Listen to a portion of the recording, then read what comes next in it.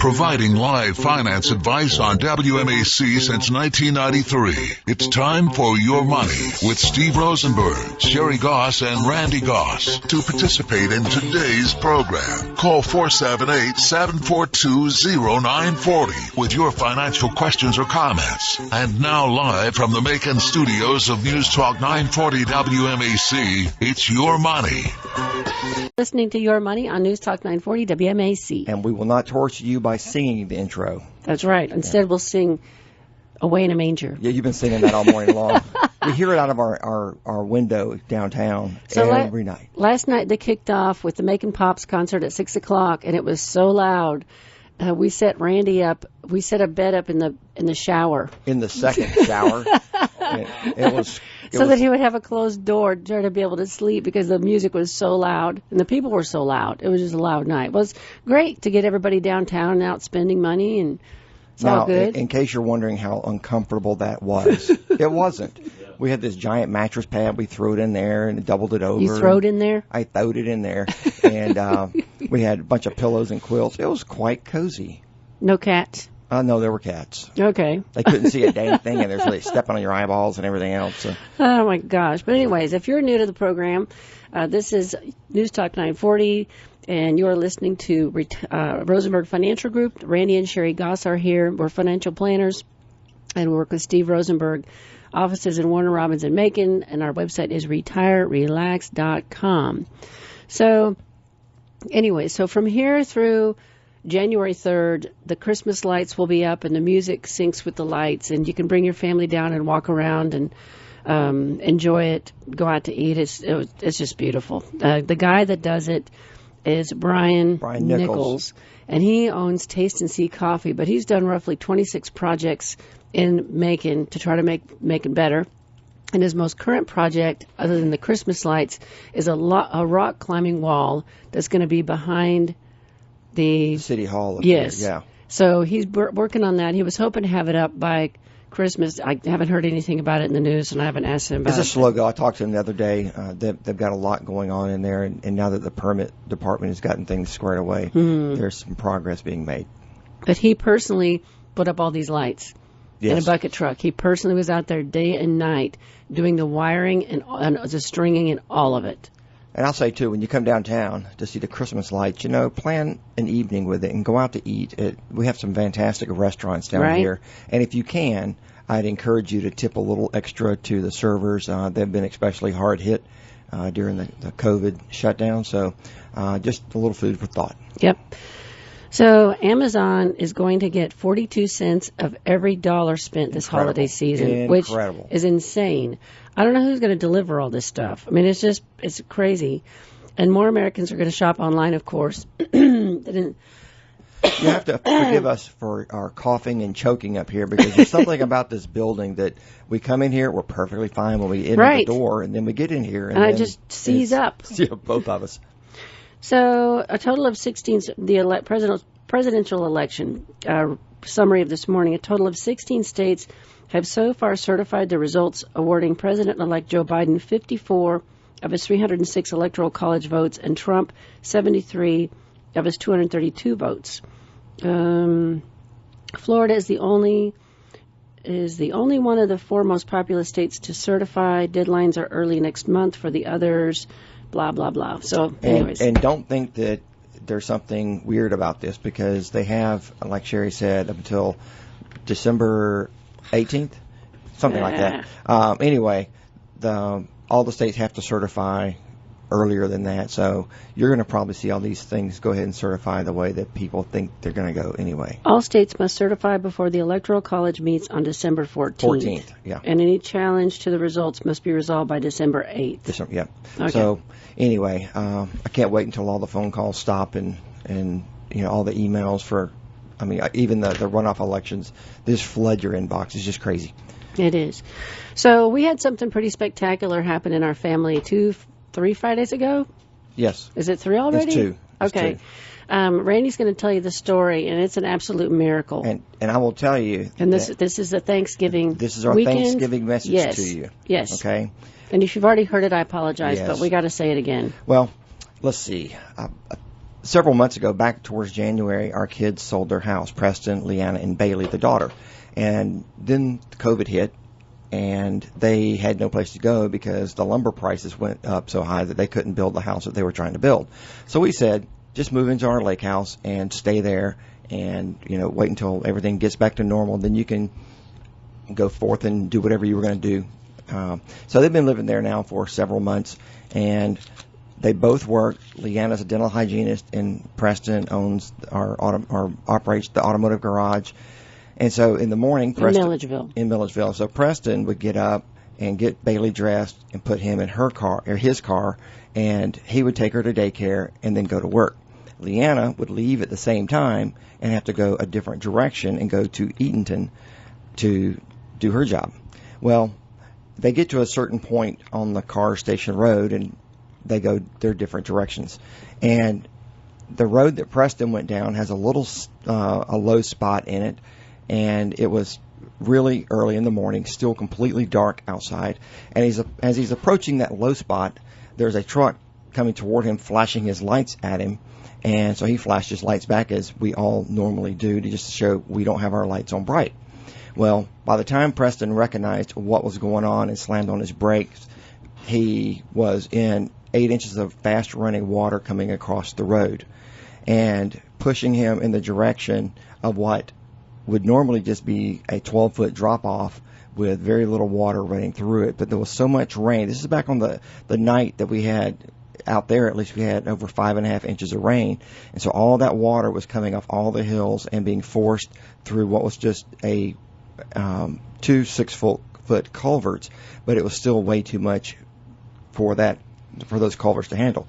Well, Preston he thinks on his feet pretty good. And what kind of car he's in? Oh, yeah. He's in a Honda Civic, and it's lowered, and it's his little hot rod. It was his little hot rod.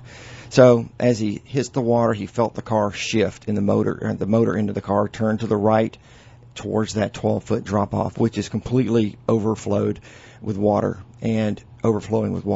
But he immediately rolled his window down, hit the button, and he reached into the back seat because he knew what was going to happen. And he unbuckled Bailey and drug her to the front seat. By this point, the car is already floating and beginning to sink into the water. So he shoves her out the window onto the roof, still hanging on to her.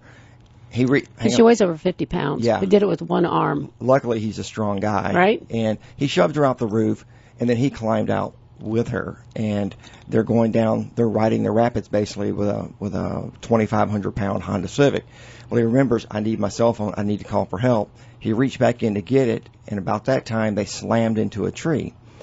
Well, Bailey flew off the top of the car, and when Preston got back out of the car, it took him over 20 seconds to identify where she was in the water.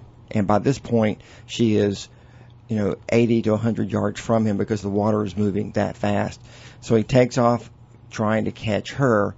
Meanwhile, the car is just destroyed by the trees that it's hitting. And he gets within like 20 yards of her, and she goes under the water, and she's not coming back up.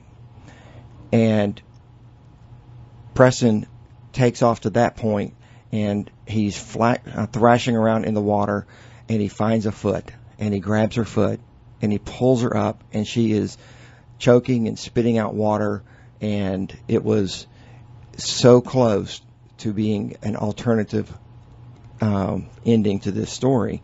Well, they sat on this island. They found this little knob of ground sticking up, and it's still completely dark outside, but someone had called the fire department and said, we think a car went off the road there.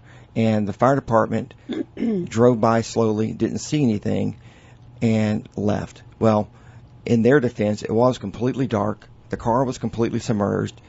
Preston they were 250 yards from the road at this point, and there's no way he could even scream that loud with the noise of the water and everything that's going on. So don't think that I'm hating on the firemen. Meanwhile, at 9 o'clock, my cell phone goes off, and it's our daughter-in-law's call. Right, but before we get to that, so Preston is sitting out there for 2.5 hours in the pouring rain with a freezing little girl, and they cannot get back off this little knob of land. So Yes, Leanna gets a phone call from the daycare about an hour and a half, almost 2 hours after they had left, and said, "Is Bailey okay?" And they said that she has not shown up for school. And so immediately Leanna goes into a panic, and she calls the automotive shop, and they said Preston has not showed up for work. This was at 9 o'clock. Yes. And at that point, she was just in total hysterics, as you can imagine. And she gave the phone to one of her coworkers who called Sherry's phone. And Sherry gave the phone to me. And I said, okay, got it. I need to hang up and make some phone calls. I called T.J. Hargrove in the Baldwin County Sheriff's Department, who's a friend of ours, and told him what had happened. And he took action, and him and a deputy went 2 different directions to our lake house, and they didn't find him. So by this point, though, Preston had taken his pocket knife and cut down a very small tree, like an inch, and then stripped the limbs off of it. He tied Bailey to his back with his T-shirt, and he took that cane and figured out a way to get through the water, up through the woods. It was a very, very long, hard path to get through. He said woods. It took everything in him to make it, because it was so the current was so fast, and he was having to walk over all this debris with a 50-pound kid strapped to his back. That it was. He said he doesn't even know how he did it. And once he got out of the water, he had to walk through thick undergrowth and everything else to get back to the road.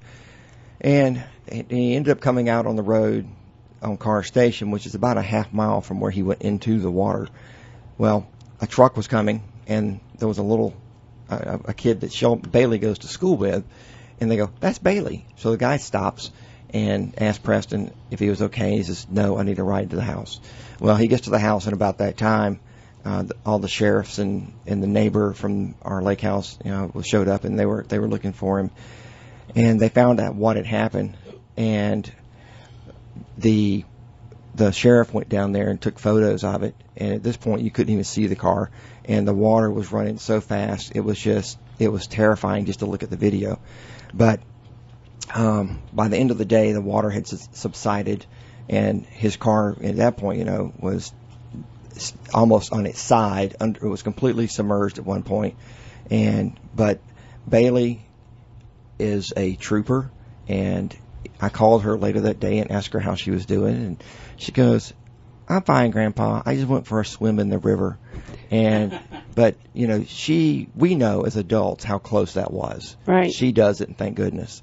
And my son and Leanna, Sherry, and I both have a whole new appreciation for Thanksgiving. So if you think that it's just another holiday, you could use Thanksgiving as a day to remember the good things, the miracles in your life that happen. And I will tell you, as a carry-on to that, I called Preston and I said, Sherry and I would like to take Bailey for Saturday night and Sunday, and then we'll get together Sunday evening and have dinner over here in Macon. So they said that was great. So I picked her up out in Milledgeville, and I was driving my MDX, Acura MDX, and I'm on the Fall Line Freeway, heading towards Macon in the right-hand lane. With Bailey in the back seat. With Bailey in the back seat. And a car was coming across from a gas station across into the westbound lane towards Macon. And it stopped in the center, and then it turned into the left-hand lane. But right as I got to it, my car was like halfway up the side of its car. It just pulled over real fast towards me. I slammed on my brakes, veered to the right. It was at an intersection already, and this was a very old couple going extremely slow. And those little white knobs you see, those half circles that are glued to the ground at these places, I ended up skidding over those things, and luckily we did not have an accident. There's no sheet metal or paint exchange between the two cars, but I took off after the car because they didn't stop. Of course, they weren't speeding because it turns out they're like 95 years old, but they would not stop. And I realized that they were just terrified, and I just left them alone. And I said, I have uninsured motors. I'll take care of it. Well, Bailey says, Grandpa, are you okay? And I said, I'm fine. I said, but I'm really irritated. And she goes, how come? I said, because these people just ran us off the road, and and I feel like I've damaged my car. It doesn't drive right anymore, and it's just irritated me. She says, "It'll be okay, Grandpa. At least you didn't run off in a river." It really gave me another perspective. So, out of a 5-year-old's mouth.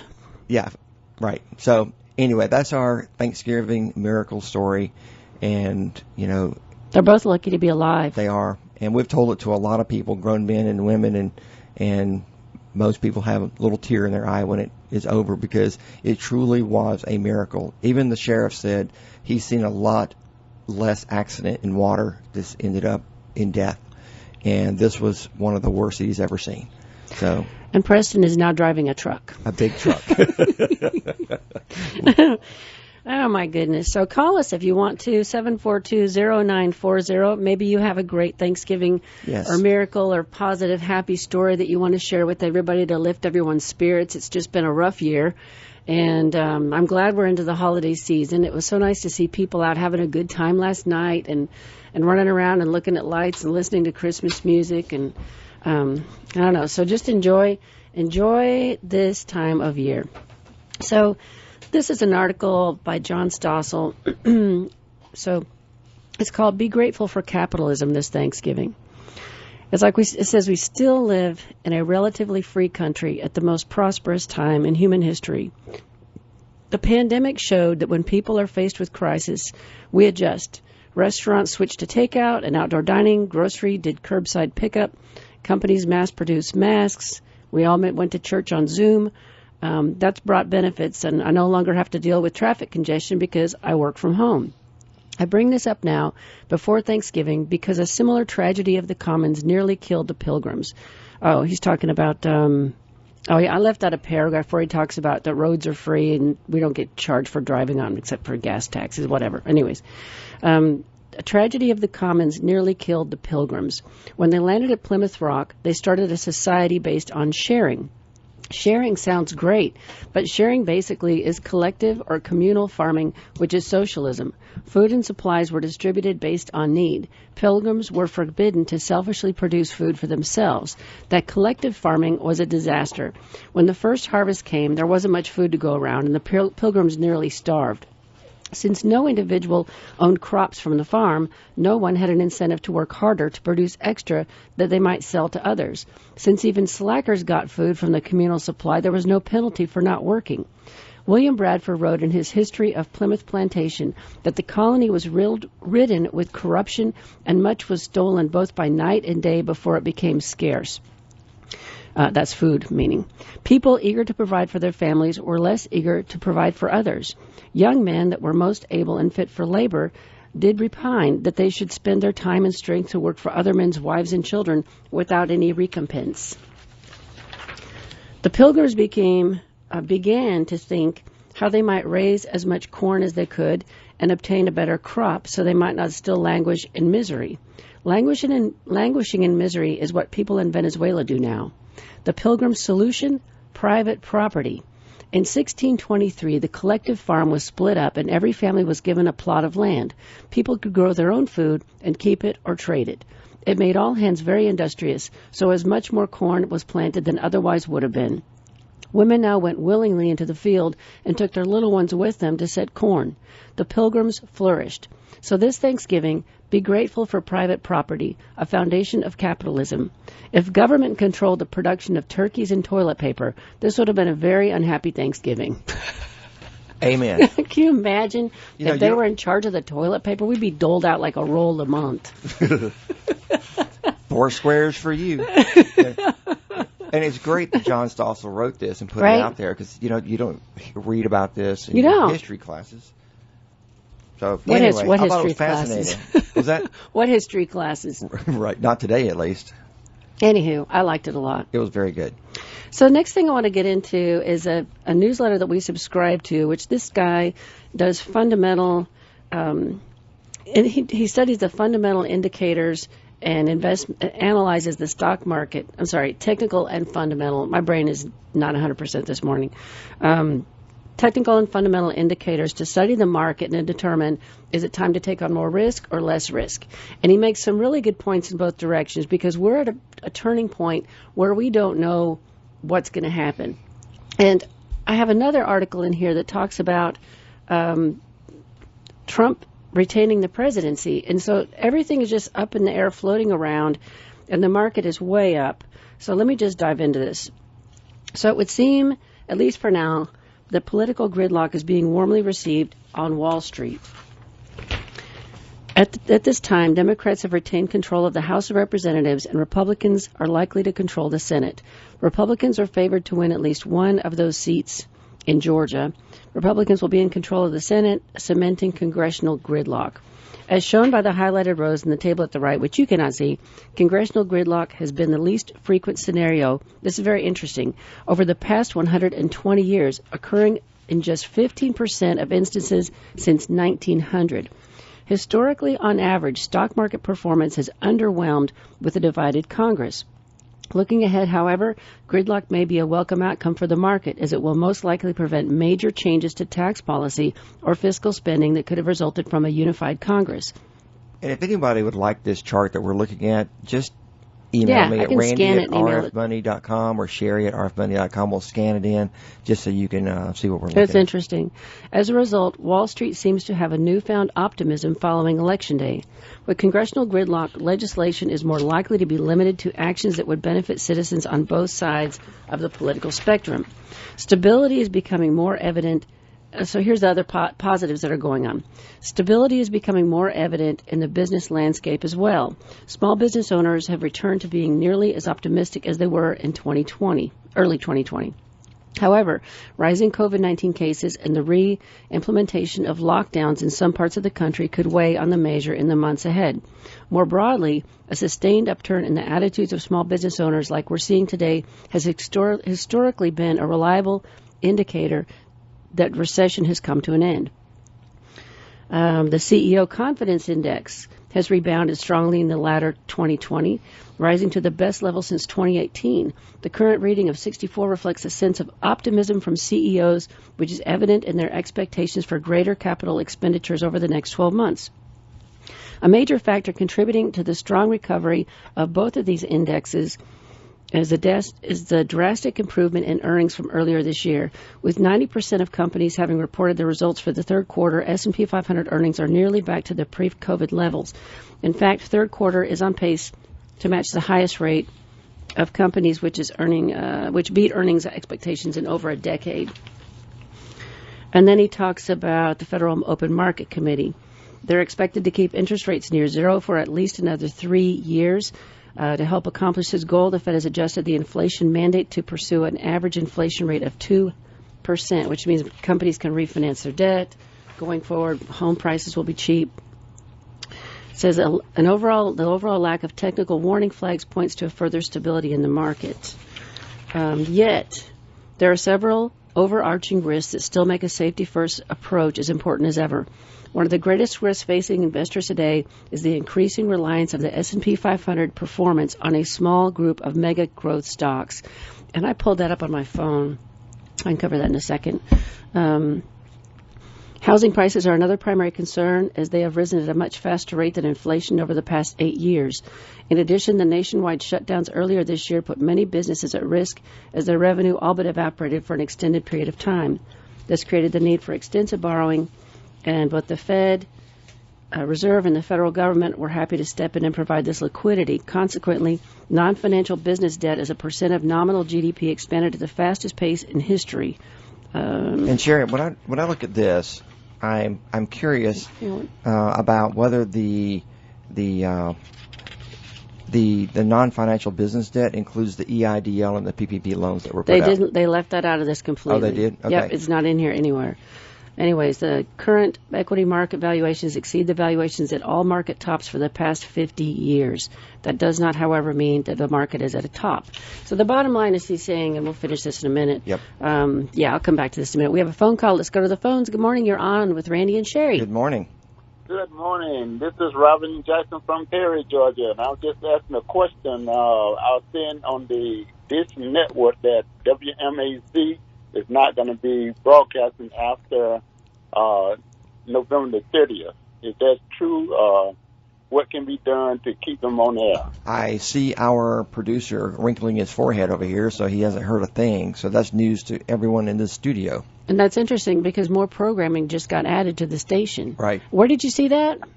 It's on, you got this network. Well, Direct TV. Okay, I'm sorry. It was not this network. It was Direct TV. And that's what's saying that. WMAC. WMAZ TV or C radio? WMAZ as in Zebra TV. TV, okay. They weren't going to be around anymore. Who's not? I mean, are they going to be broadcasting on Direct TV? I have no idea. Oh, you don't? Sorry. Okay, well, yeah, this has been on the air as far as that they are not going to be on there after November the 30th, and I thought that you all probably have heard. And so what do you mean they're not going to be out there? No, that's just on the dish. Well, like I said, it's a satellite, and they are not going to be broadcasting that particular station on their network anymore after November the 30th. Oh. This, according, and of course, I guess they want folks to get in contact with WMAZ and Petna. I guess that's the name of the yeah, that's the parent company. Right, and so get with them to keep them on Direct TV, because I know a lot of people like myself would love to have WMAZ as on the station at all times. Well, here's a tip for you though. You can go out on the it's called Mohu, and you can buy an antenna that goes inside your house. It's like a plastic. It looks like a big fly swatter. Big fly swatter. You literally just hook it into the cable jack on your TV, and just hang it behind the TV, and you're going to get Channel 13 for free. Yep. Well, that would be a good idea, and as a matter of fact, that's how I used to do and before I got Direct TV. You remember the old antennas where you had to go outside and turn the pole to get the good reception? It's kind of the same thing with the Mohu. You put it in your house, and you have to locate it, and it usually comes with a fairly long cord, and you locate it in a position where you get the best reception, which is usually near a window. Yeah, so it's cheap, and there's no subscription price. You buy it one time price, and then you hang it up there, and it's free TV. And you know, Dish, HBO, and Cinemax at one point went off, like back in 2018, went off the Dish network. And you know, you have to just think it's all about money. So that's what they're after. And I'm not even sure a bunch of people reaching out would make a big difference. But it never hurts. It was probably the parent company making the decision. Right. Right. Yep. It would never hurt to pick up the phone and make a few phone calls. But anywho, thanks for your call, and have a happy Thanksgiving weekend. Thanks for listening. Well, thank you. Yay. All right, so the wild card here is the presidential race, the congressional race, and then, let me see, there was one other thing in here. And it said the stock market is riding, okay, when you add in the upcoming Georgia Senate runoff races, the stock market is riding a sea of uncertainty with remarkable resiliency. It'd be remarkably easy to jump to the conclusion that the record post-election 5-day gain, this is important. It would be remarkably easy to jump to the conclusion that the record post-election 5-day gain in the S&P 500 index points to a very strong stock market in the year ahead. Before making that mistake, we should reveal that the second largest post-election 5-day gain was in 1936 and was followed by the largest post-election year loss in S&P history, down 38%. Conclusion: post-election gains or losses have poor correlation with the larger-term market outlook. Likewise, one should be careful looking too far out and concluding that all economic and stock market risk will disappear once the vaccine is widely distributed. In contrast, we could argue that is when the point of maximum risk from an investment standpoint could emerge. And my addition to this is, if the vaccine makes people sick, it will be very negative. That's right. We could have a serious pullback across all sectors because everybody's basing that everything is going to be fine on these vaccines. And there's like 250 vaccines in development. And right. You know, Sherry, a lot of people take their money and they take a look with their discretionary income. They take a look at the Dow Jones and the S&P 500 and some other ones, and they say, wow, they're at all-time record highs. But Steve and I have covered it before, just a couple of weeks ago when he and I were on the show, that like the Dow Jones, 10% of their holdings in the Dow Jones industrial average carries the majority of the weight of the entire Dow Jones Industrials. Same thing for the S&P 500, but it's a little bit different figure. So if one or two or three of the main stocks that are in there, the ones that are highly rated or averaged, go down, that takes the entire index with it. Thank you. So the 20 largest holdings in the S&P 500. Why is my phone covered in dirt? Must be that bag. I need to wash the bag. So Microsoft is number 1, Apple number 2, Amazon number 3, Google, Alphabet next, then Facebook, then Berkshire Hathaway, then Johnson & Johnson. And so those are moving the indexes huge. And that's what he's saying is it's not weighted correctly anymore. So he says, in conclusion, the year ahead will be one in which risk management is likely to become even more, not less important to your portfolio, which is what we do. Yes. And so that's our whole primary thing is managing risk for our clients who are predominantly retired and they cannot afford to take a hit or a loss. Right. And so we are more conservative, and so we're not a good fit for young investors. However, we brought on recently a new advisor who is going to be a great fit for young investors, and she has a smaller minimum, and she can put them in a more risky. It's not more risky. It may sound risk is a bad word. More market exposure, right? Because when you're young, you just need to throw the money in and let it ride, and just ignore it. I mean, pretty much. And most of these portfolios that she offers are index or mutual fund related securities, and they are a good fit for many people. And as a matter of fact, a lot of firms, that's all they deal with. Right. But the nice thing is that these will be able to be managed very similar to ours, but they're really in for the long haul when you get into those. But that's a good segue that we're talking about, Sherry, because we're at the halfway point. Wow. And you are listening to Randy and Sherry Goss. We're with Rosenberg Financial Group. The show is called Your Money, and we're on every Saturday morning at 9 o'clock until 10 o'clock. And it's a live call-in show. And if you're out there and you have a question, and sometimes it doesn't have to be about money. Like the caller that just called a few minutes ago, they were curious about how to get WMAZ back on the Dish Network. And we have a long reach, and sometimes not long enough to help, all the callers. But we have a great website, retirerelax.com, and we've got tons of free reports out there, special reports. You can take a look at those. We also have been producing some budgeting YouTube videos that are going to be on the YouTube in the coming weeks, so that if you have somebody, a child or somebody or a young adult that wants to understand budgeting, a financial plan for themselves, they can actually learn how to create it. And if you have a business, we can actually customize this to your business. So if you have a question about that, just give me a call at 478-922-8100. Very good. So then his that last piece that I just read, he mentioned derivatives.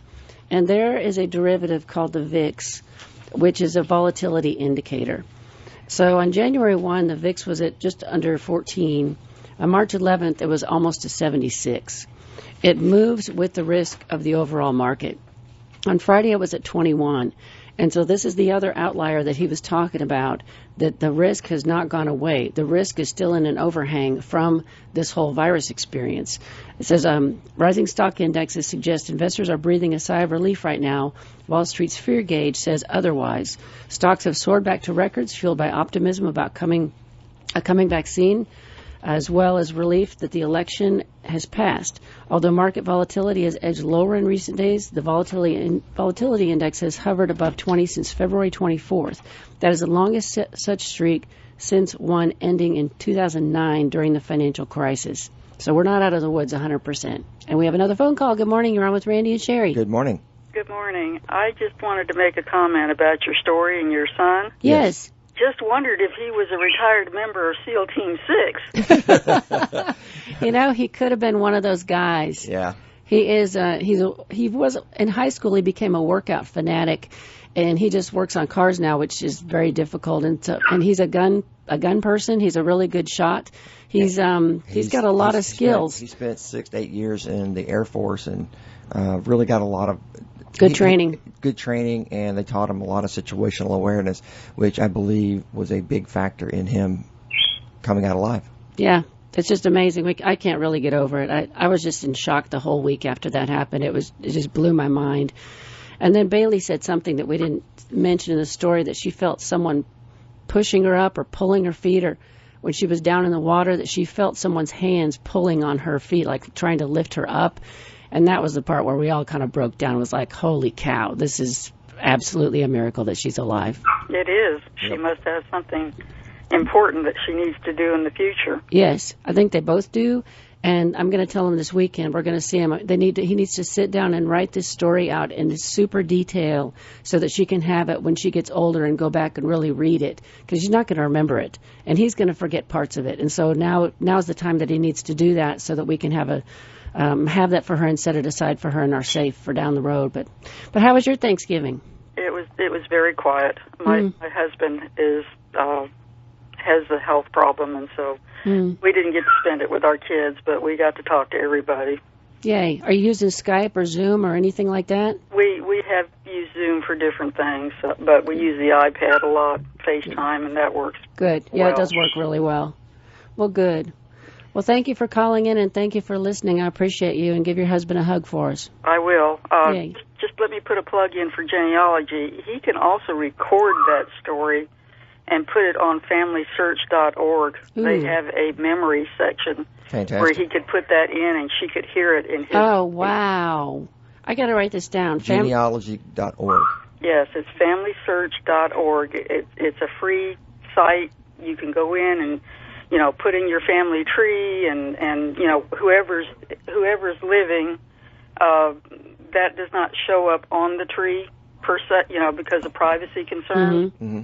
But you can still record memories and put pictures on and documents, and wow. It's a wonderful way to preserve. And they partner with Ancestry a lot. That's an incredible tip. I had not heard about that. Thank you so much. I'm going to ask him to do that.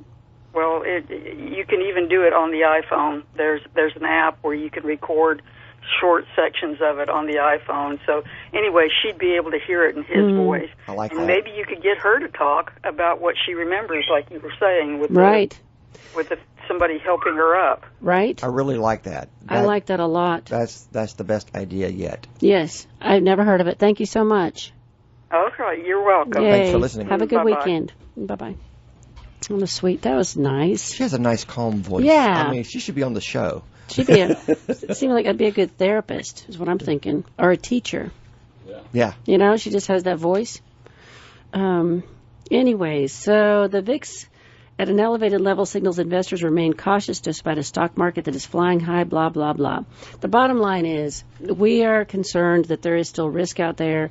If you're young and investing, you don't care. Throw your money in, see shares of the TSP or whatever it is that you're buying, or S&P 500 index fund. Once you get older, though, you have to be careful, because you can't afford to take a large hit usually. And so that's where we are right now. So anyways, just FYI. So what do you have next, Randy? Let's see here. Let's talk about student loan repayments. And this is a big deal.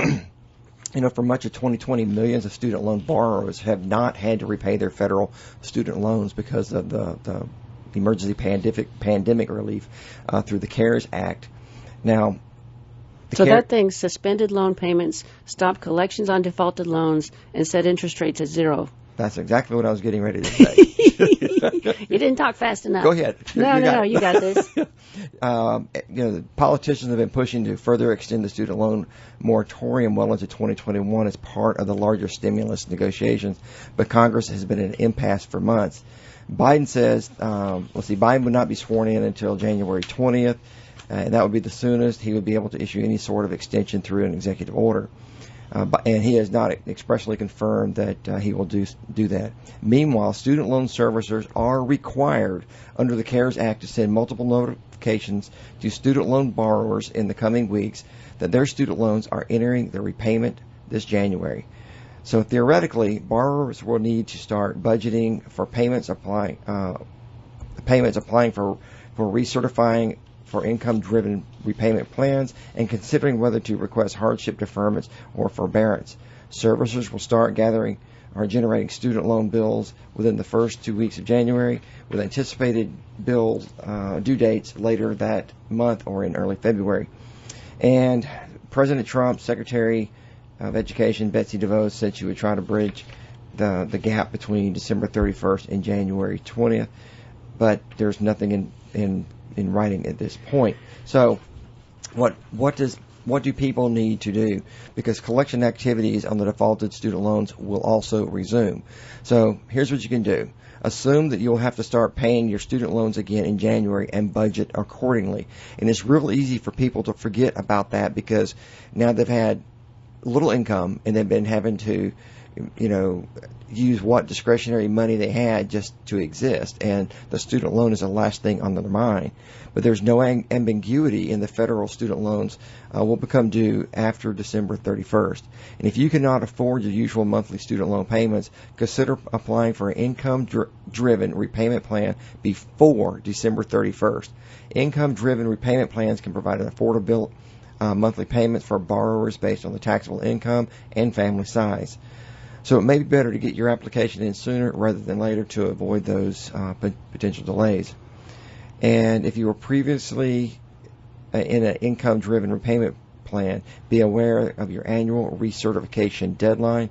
Some servicers have extended their deadlines for recertifying, so contact your student loan servicer for details.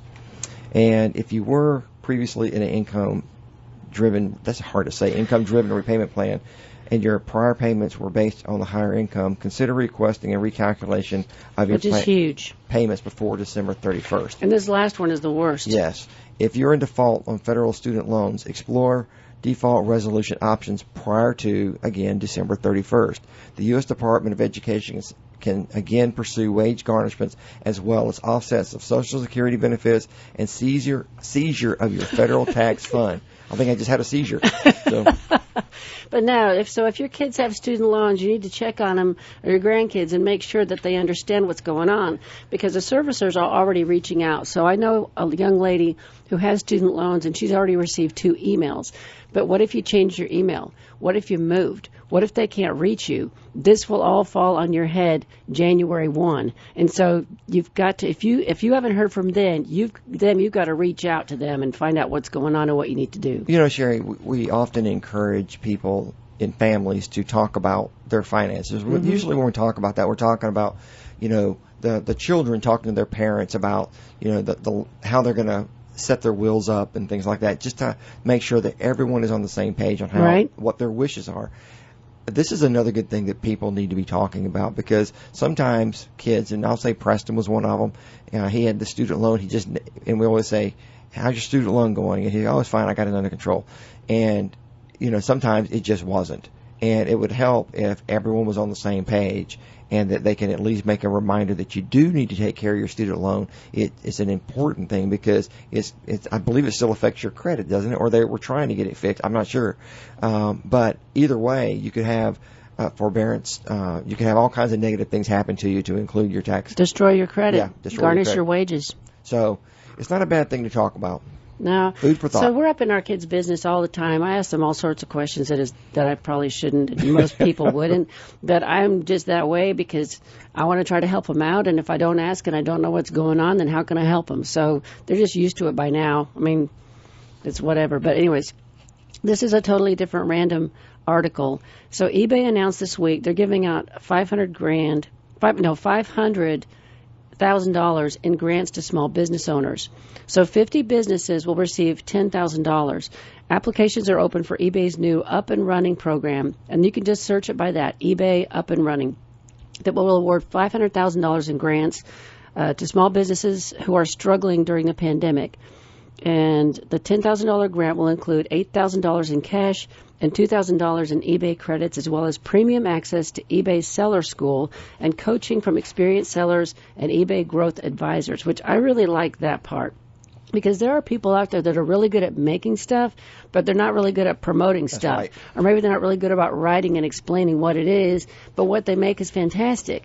And so if they could get some help with these coaches and advisors, I think this is the best part of it, better than the money. Yep. We ride down the road and look at billboards, and we go, what is that advertising? I can't even read it. Yeah, you can't read it. So if they can pick up the knowledge as simple as, learning how to advertise in concise language about what it is that you do and what they can do for you, that's worth money. It's huge. And so it says, Hello Alice, which is part of eBay, will also enroll applicants in an online community of similar businesses that offer networking opportunities. So this is saying that it's going to, even if you sign up and you don't get the money, you're still going to get enrolled in the online community to network with each other, which I think is valuable in itself.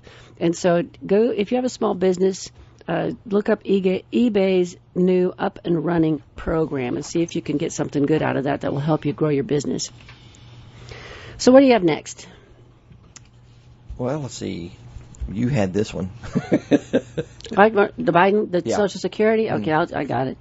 So an amazing thing happened in this year's presidential election. A major party candidate proposed raising Social Security payroll taxes and won. Amazing. He proposed raising taxes on everything, including estates and farms and small businesses, and he was proud and like bragging about it in front of people, and they're all cheering and jumping up and down. I've never seen anything like this in my life. You know, he's also talking about doing a lot of executive action rollbacks. Same thing Trump did. But I hope that these rollbacks are not just carte blanche. Take a look at what it was done and why it was done and see if it still makes sense. Mm-hmm. Anyway, back to your article. Yeah, he's going to impose payroll taxes on wages and salaries over $400,000. Is there anything worthy in this article? I don't think so. It's worth noting the president-elect's plan won't make the Social Security system solvent, but it would increase its it says it increases its solvency by 5 years. And so the Urban Institute is like, this doesn't really fix anything. It just makes something better for a little while. But I wanted to talk about Social Security in general. Do you have this piece? You have this one, right? I do, yes. So our daughter called last weekend, and we're both on speakerphone with her. So she's 33, in Colorado, married with a 3-year-old. And she said, we're doing our wills, and we're having to figure out if we get killed, where does the grandson Wyatt go? And she said, this is really a tough thing. But she said, I know we need to do it. She goes, I know you guys did it. And we were fortunate in that Randy's sister lived here, and she was single and a nice person, responsible person. So we put her in the will that if we were both killed, that the kids would go to her, and she agreed to it. Well, the kids they have no family near where they live. His family lives in Phoenix, Arizona. Her family lives in Georgia. And so it's not like the kid's going to get equal exposure to either side if they go one place or the other. And so we talked through it, and this is another important family conversation of if something bad happens, what's next? So if something bad happens to a parent, a child, whoever, what goes on? What's the plan? And I know it's not a fun thing to talk about, but it's important, and it's why I wrote the Life book, which is on our website, that walks you through talking through all of these things about when something bad happens, what's going to happen, what happens next. So anyways, her boss had kind of started her, which I was surprised. Her boss had encouraged her to think about these things, and he had encouraged her to look at her Social Security. So she went to the Social Security website, ssa.gov, and pulled up my Social Security record, because it shows her if she were to get killed, what benefits the survivors would receive. So her child would receive $1,938 a month, and the spouse would receive the same amount to help care for the child. And they would receive that until the kids majority age 18, and the spouse, I think, until they receive their Social Security. But anyways, it's important for you to know what your benefits are. And I find a lot of people come to me for retirement planning, and they haven't logged into my Social Security and printed out their statement. And Social Security doesn't send them out every year anymore, so you have to do it yourself, and it's really fast and easy. You have to create a username and a password, which you need to write down in a safe place, and then answer a bunch of personal questions because they want to make sure that you are who you say you are. And then you can go in there anytime you want to, and you can print it out and see what your benefit's going to be at 67 or full retirement. My full retirement age is 67. At your full retirement age, and what it's going to be like at 70. And the one thing that I will suggest, if you are a couple and one of you has earned more money than the other person, I really like the higher wage earner to wait until 70 to take benefits, because if that person passes, then the lower wage earner gets that income. Yep. And so it's all good to say, oh my gosh, Social Security is going broke. Let's apply now and get our benefit while we can. Sometimes that makes sense, but sometimes it really doesn't. And you need 40 quarters. 40 quarters. To be able to get your Social Security benefits, right? Right, so 10 years of earnings. Right, 10 years of earnings. So, but your benefit is based on your highest 35 years of earnings. That's right. That's the other piece people don't realize. And so if you're in a high-wage job now, that every year that you work more in that high-paying job, it knocks out a low-paying year, and so your benefit goes up. Well, where I was going was, we have seen, this, especially this last year, a lot of self-employed people who are basically trying to operate, and get one over on the good old Uncle Sam and not contribute and pay taxes, do it basically on a cash basis. Right. They're hurting themselves down the road. They will have no benefit. When they are no longer able to produce and make a wage, they will not have any safety net. So if you're an independent contractor out there, many times you are required to, because of the people that you're doing business with, will actually file showing how much they paid you, and your name will show up on somebody's radar screen in the IRS. But if you are not paying into Social Security, you really need to consider adjusting what you charge people and make those payments, because it's in your benefit. You need to run payroll on yourself. Yep. As a self-employed person. So, yeah, it's a hassle. But anyway, so look up your SSA.gov is where you go in. You can create a username and a password. This is another family conversation about the highest 35 years of earnings and why it's so important. And we have another phone call. Good morning. Let's go to the phone. You're on with Randy and Sherry. Good morning. Danny, I was curious. Y'all put out a lot of good information, and I'm not always able to catch it on the radio. At one time, y'all had a podcast or recorded it on your website. Do y'all still do that? We have been trying to get back into it, and it's my fault. I will make sure that we start putting it back out there. You're the second person in the last 2 weeks who's asked for it. So I will get back on it. Good. Thank you for calling and reminding Randy to do his job. Crack that whip on me. Keep me straight. Y'all put out so much good information, but the other thing, have you ever thought about putting it on a podcast or something like that? Well, we actually have started down that road. We have started. We actually have a green screen and, set up just like your story this morning of your son and everything. Yes. With the water. My background has some relationship to that, but I wanted my wife to hear that story. Oh, wow. Well, we will take the show. I'll do that Monday, and I'll post it out there. It should be on the website by Friday. We have to download it, convert it, stick it into compliance, and let them look at it, and then we can post it on the website. So probably Friday it'll be out there for you. Yeah, we'll put that on the goal list, number one. Awesome. So, you can always call and crack the whip on us because. So what you said you have a similar story in your lifetime? No, it's just my background. I was in the Navy too. Okay. Military, and just a lot of, like you say, the training that you get in the military, it really pays off in your life. It does. You're trained to respond to emergencies like that. It just makes a big difference. How long were you in? It helped me a lot. How long were you in? I was 12 and a half years. 12 and a half years. You remember all the inspections where you had to wear chem gear and they simulated the bombings and air attacks? Think about the stuff that you had to do during those, the triage of injured people. And, I mean, every bit of that comes back to you when you're in crisis. Wow. Cool. We're coming through, I know you don't have long, but coming through Atlanta on 75, came around, there was an accident. Immediately jumped out, helped people out. They were all around the cars. If the car would have hit, if another car would have hit their cars, they all would have died. Another guy pulled up. He had a Marine logo on his car. I said, Marine? He says, yeah. I said, Navy. We barked at each other, something to do. We both responded instantaneously, and the scene was taken care of. Wow. But it's just, when you're in that situation, because of your training and background, you just respond. There's no question about what, That is right. It just makes a difference. Yep. That's awesome. Well, thank you for your service. Yeah, thank you so much, and thank you for calling. I will be listening all I can. Thank you. Right. Awesome. Bye. That's great. I hope somebody's near around me when I have a wreck, because I'm the opposite. I freeze. Yes. I absolutely freeze in a crisis. I literally freeze, and we've had 3 in our lifetime, and every single time I'm frozen and Randy walks in the door and takes over. Every time. I'm glad we've only had 3, and they were when the kids were little. and one of them involved the same son, Preston, went into seizures. I'd never seen a seizure in my life, and I'm holding him in my arms, and he's doing the seizure thing, and I'm screaming at the 911 lady. Got her on the phone. I'm screaming at her to come, and I'm just out of my mind. And Randy walks in the door. And another time, Preston had a stick sticking out of his forehead. Yeah. And you walked in the door. Yeah, so I just pulled the stick out. Oh, my God. He got bit by a dog that time in his face, and you were there. Yeah. And I have my own little ditty now. Dun, dun, dun.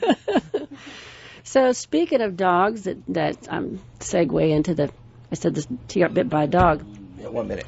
So I don't know if you've heard this, but the number of people adopting pets this year has gone through the roof because so many people are working from home and are lonely and they want a companion. And so the pet business has blown up. Adoptions and fostering is just huge.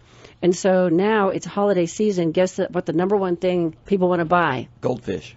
No, pet accessories. So retailers and industry watchers anticipate that the pet boom may drive sales of dog treats, cat furniture, pet-sized ugly sweaters, and other gifts throughout the holiday season. So people that they were surveyed who had pets, wait a minute, 4 out of 5 people they surveyed were going to buy pet items for holiday gift giving, and they plan to spend $90 on pets. Wow. That's more than I spend on anybody. I know. Boy, do I know. And Walmart just got into selling pet insurance, which I thought was extremely smart. But you've got Chewy, PetSmart, Santa costumes for bearded dragons. Bearded dragons sales are way up. Bearded dragon? Never heard of them. Yeah. It says pets are a fairly recession-proof category because of their lifespan. It's not like you're going to spend money on them one time and then it's over. It's like, look at us with all the stuff that comes in Amazon every month. The pet food. Yeah, look at our house. I mean, our house is full of cat toys and cat hair. Yeah. I mean, you can break your neck going from the bedroom to the kitchen in the middle of the night. Anyway, some millennials have delayed having children and treated pets as family members, and we could look out our window and see that all day long. Are you telling me it's time to go? 30 seconds. Oh, 30 seconds. You've been listening. Okay, you've been listening to Randy and Sherry Goss. We are financial advisors with Rosenberg Financial Group. You can check out our website at retirerelax.com. Lots of special reports. My life book, absolutely free. I have converted the life book to a fillable PDF. As soon as we can, we'll get that out there for you. And you can email it to your family and maybe have a conversation this holiday season about plans for when things happen. The views expressed on the show should not be construed directly or indirectly as an offer to buy or sell any securities or services mentioned herein. Investing is subject to risk, including loss of principal invested. Past performance is not a guarantee of future results. No strategy can assure a profit nor protect against loss. Please note that individual situations can vary. Therefore, the information should only be relied upon when coordinated with individual professional advice. Securities are offered through Royal Alliance Associates Incorporated, member FINRA and SIPC. Advisory services are offered through Rosenberg Financial Group, a registered investor advisor not affiliated with Royal Alliance Associates Incorporated. Offices are located at 2517 Moody Road, Warner Robins, and 4875 Riverside Drive, Suite 201 in Macon. Phone numbers are 922-8100 and 741-4457.